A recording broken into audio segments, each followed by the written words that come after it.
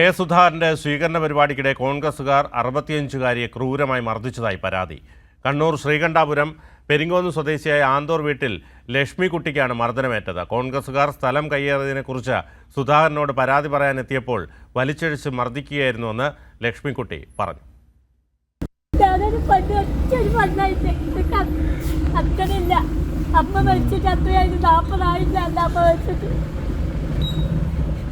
ഞാൻ ദൈവത്തിന്റെ കടാശം കൊണ്ട് ഞാൻ ബാക്കിയായതാണ്. ഇല്ല ഇതിനകത്ത് സ്ത്രീയ കഴിഞ്ഞിട്ടുണ്ടാവും. എന്റെ അയ്യത്തെ അറിയില്ല. ഞാൻ ഏകദേശം ഞാൻ ജീവിപ്പിച്ചത്. ഇവര് മുമ്പേ ചെയ്തേ മുമ്പേ ഇവിടെ തച്ചിട്ട് 5 വിരൽ പൊട്ടിട്ടാ പൊട്ടിട്ട് വന്നത്.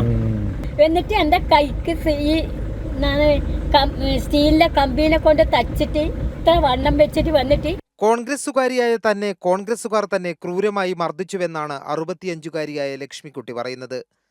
തന്റെ പിതാവ് സൗജന്യമായി നൽകിയ സ്ഥലത്താണ് കോൺഗ്രസ് ഓഫീസ് പണിതത്. എന്നാൽ പിന്നീട് കൂടുതൽ സ്ഥലം കയ്യേറി. അത് ചോദ്യം ചെയ്തപ്പോൾ ഉപദ്രവിച്ചു. ഇതിനെക്കുറിച്ച് സുധാകരനോട് പരാതി പറയാനാണ് സ്വീകരണ സ്ഥലത്തേക്ക് പോയത്.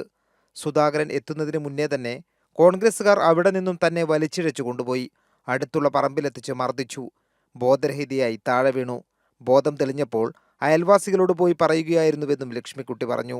നേരത്തെയും കോൺഗ്രസുകാർ തന്നെ മർദ്ദിച്ചിട്ടുണ്ടെന്നും ലക്ഷ്മിക്കുട്ടി ചൂണ്ടിക്കാട്ടി. കൈരളി ന്യൂസ്, കണ്ണൂർ.